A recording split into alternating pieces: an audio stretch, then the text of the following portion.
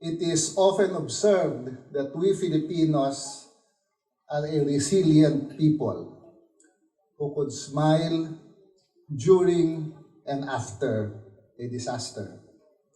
Our strong faith and our positive disposition are important reasons for this amazing resilience as a people. A CNN correspondent reporting on the site after the devastation of Haiyan or Yolanda was quoted as saying, and I quote, "To see so many people next to the ruins of their houses, laughing, joking with a foreigner like me, perhaps that's gonna be the greatest resource that the Filipinos have. Their sense of humor. That's gonna be what's going to take them through the long, difficult months ahead if they try to rebuild." But my friends, it should not always be like this. Hazards are always there, but these hazards need not result to disaster. And disasters, if they happen, should be met not just with faith and positivity, but with knowledge, expertise, and technology that is available to everyone today. And it is here where our allies in the academe play a crucial role. The Philippine Academic Society for Climate and Disaster Resilience is exactly the kind of group of experts that we need in this country today. Excellent, committed, and most important of all, ready to volunteer. I know and I have worked with some members of this society in various capacities over the past years. Some of them, when we started out, are of course a little younger than they are today. But I can vouch for the quality of their work and their dedication to climate and disaster resilience. The conference that you are having today is not only timely, but also crucial because early this month, we celebrated the 6th anniversary of Typhoon Yolanda. And we are about to commemorate the 7th anniversary of Typhoon Pablo in early December. In fact, it was in 2011, in my first year as Vice President for Public Affairs of the University of the Philippines, where Typhoon Sendong hit the cities of Cagayan de Oro and Iligan. I remember that very clearly because I had just flown in from Kuala Lumpur and got a call from President Alfredo Pascual to put together teams of experts from UP and bring them on the site. It was also my realization at that time, and I found out that UP did not have a system to bring their experts on the site. We had to scramble and put together 4 teams of experts. I remember Dr. Carlos Gundran, his hair was still black at that time, who was part of the public health team that we put together. And of course, Mahar Lagmay was part of the geohazard team that we put together. We also put a forensics team led by Dr. Fortun, and we went to Iligan right after Christmas to assist the city of Iligan make sense of what was happening on the ground. It is this effort of UP that put together the expertise of the academe at the disposal of local governments. I think this is the first time that multidisciplinary experts from various campuses came together to go to the site. It was also at this time where Mahar Lagmay, during the television reports in the evening, was the one that was explaining to the nation what was happening on the ground because the ABS-CBN was there. We were encamped at the MSU Iligan campus, courtesy of one of the outstanding NCPAG alumni, Chancellor Socarno Tanggol, who is also a supporter of resilience. These typhoons that have visited the country, and which we are commemorating because of the efforts of volunteers, have visited our country regularly over the past years.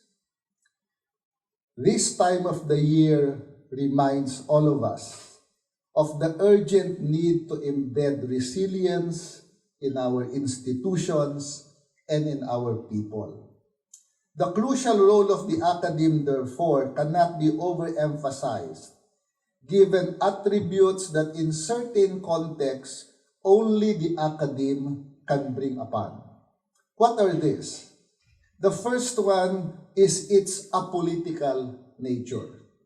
One of the institutions that were acceptable to both sides of the political divide in the aftermath of Hayag, and in our experience in Sendong, is the University of the Philippines, which was and is perceived to be apolitical. This is reinforced by the wide network of alumni and friends, not just from UP, but from higher education institutions all over, who can vouch for the institutional legitimacy of the academy. After all, many of our decision makers are products of our higher education institutions. For example, in Hayag, the challenge that we had in UP is that we could not bring people to Tacloban. We could not bring them to Cebu because you might be able to bring them by C-130 to Cebu, but they could not cross over to Tacloban. We sent, ilang wheeler ba yun? Pinadala natin, mahal. 10-wheeler trucks to go via land through Bicol. The problem was they could not get through Matnog because the line of trucks was already 2 municipalities long. How did we get them to Tacloban? It was because the one running the port in Matnog was an alumnus of the University of the Philippines. It was because the provincial commander in that area also came from UP. So we used the alumni network to be able to facilitate the movement of our experts going to Tacloban. The second crucial attribute is institutional memory. Local personalities fade, terms of office end, but our tenured experts in the academe are here to stay even beyond retirement. Our academic institutions have the potential to serve as the institutional memory of our localities, ensuring that we do not forget the past so our communities will not be condemned to repeat it. The storm surge in Tacloban was not a first-time event.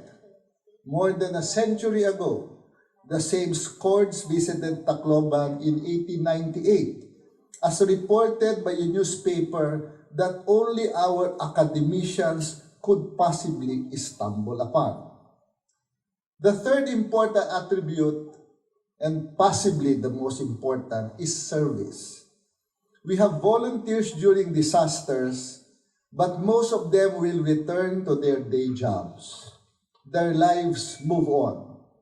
Academicians, however, are potential perpetual volunteers as extension and public service is part of their vocation. We have academicians who work with communities for decades, not for monetary rewards, but part of the mission of a professor, service to the nation. And the most important attribute is its potential to educate.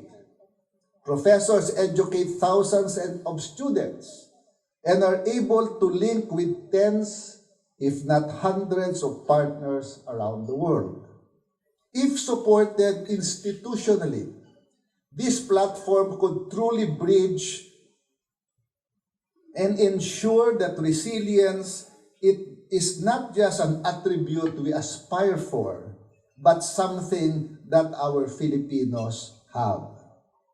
It is in this context of institutionalization that we in the Commission on Higher Education strongly support initiatives in climate and disaster governance and resilience.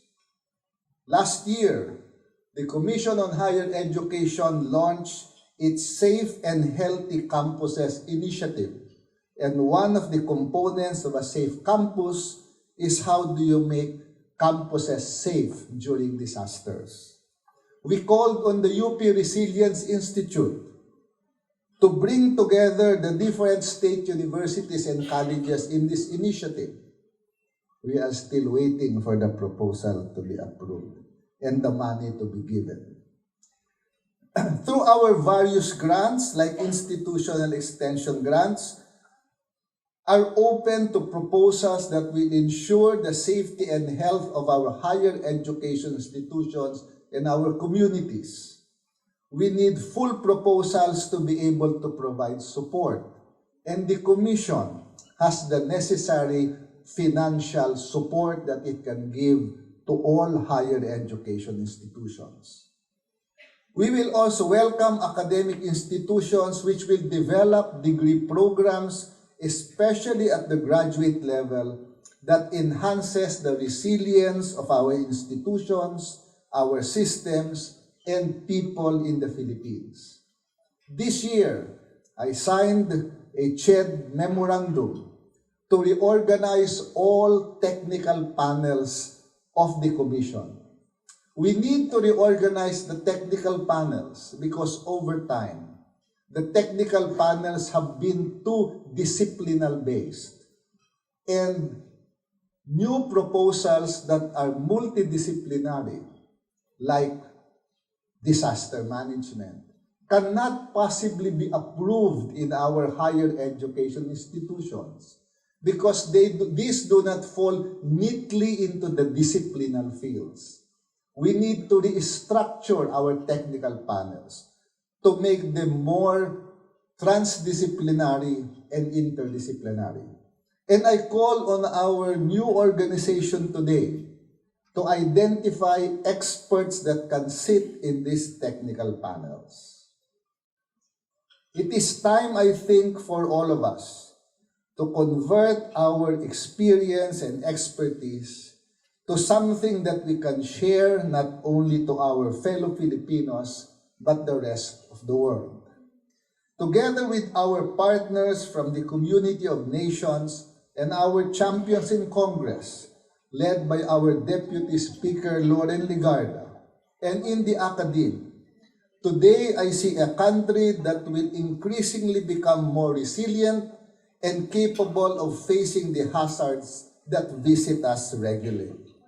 And I am thankful because in our world that is changing fast, I am afraid that resilience is not an option but a requirement for survival.